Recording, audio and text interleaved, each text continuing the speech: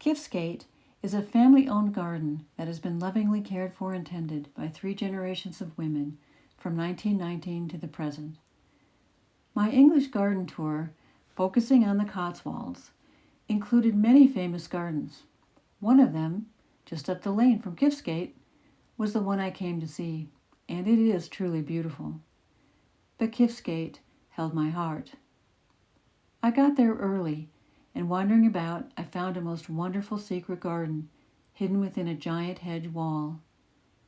I just couldn't help myself. I had to take the path. It was all shadow and light.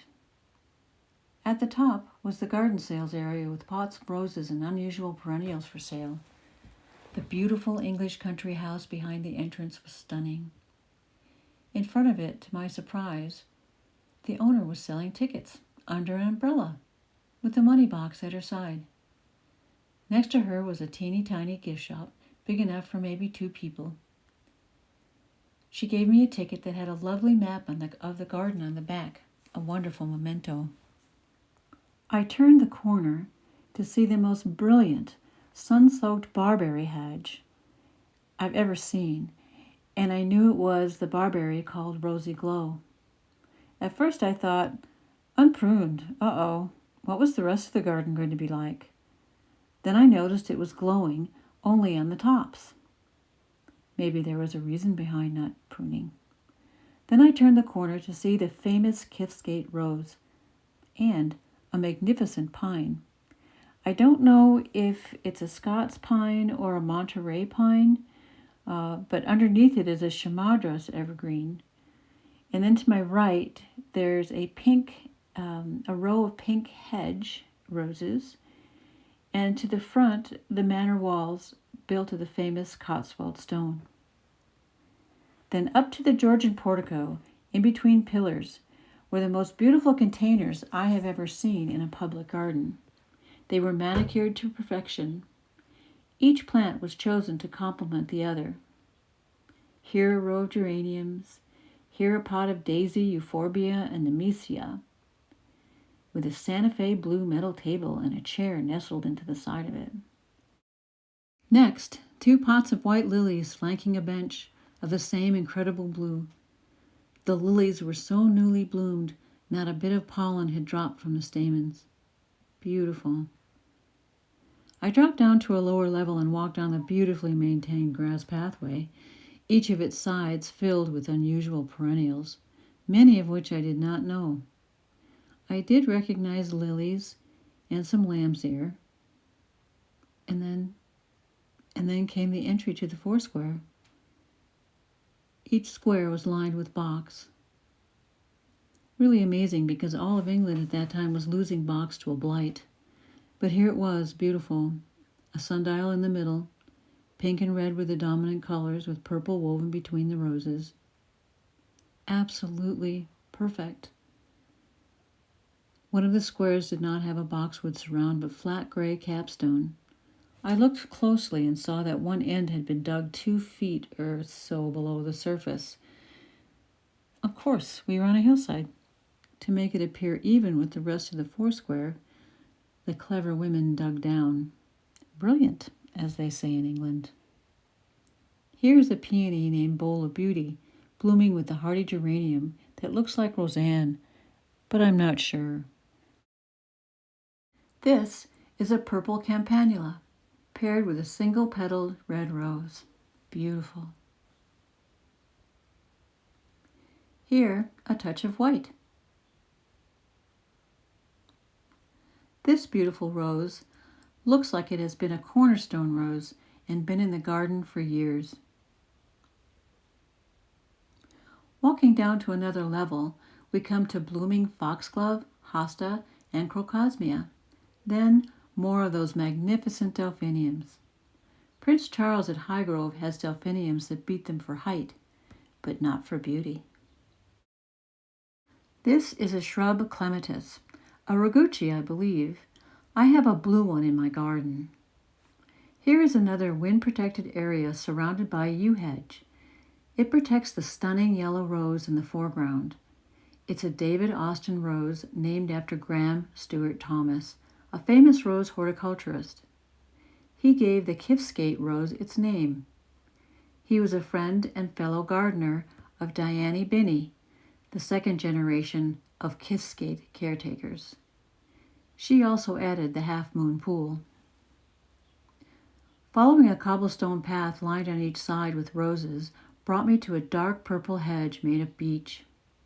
Then on toward the perennial border, so wonderfully English in design. These borders, more than any other part of the garden, reminded me of the women who have shared it, how they have each contributed to this space with love for it and each other. For most people, it's hard to fathom just how much effort and sweat and work went into this garden. But it's not for me. I really do understand. To get to the lower garden, you must walk down a steep pathway. It is worth every step. First, the statue of mother and child, with a bench to the side for contemplation. Further on, you see vistas of the English countryside, peeking through towering pines and fir trees. That big lady's mantle plant is fabulous. Mine never gets as large or frothy. About halfway down is a summer house built by Heather Muir, the first generation. Under the porch roof sits the most comfortable 4-seater swing I have ever had the pleasure of sitting in. You sink into it, and it folds around you. You know it's going to be really rough getting out, but I really didn't care. I sat there for hours, talking with one person and then the next. It is a great, great memory for me. The further down you go, the drier it gets. Now along the way are euphorbias, rosemary, cistus, and yucca, and a beautiful maple tree. Then you're at the bottom. I thought these Georgian pillars might be a garden folly. A garden folly is a garden building with a facade that is supposed to be a reflection of the owner's interests, which this is. But this structure is too much like the Georgian pillars of the porticos built onto the house, so maybe not. But look at the wonderful repetition of design with the 2 white blooming shrubs at each side. Also, notice the life-saving ring on the right. It is a safety feature for the stunning half-moon pool. I found this to be the most bucolic, atmospheric English setting I have ever seen. It was the essence of England. This is my favorite picture of the garden. It's hard to see from my photos, but there is another very English design element that is part of the view. Like an endless pool, the lawn around the half moon is only a few feet.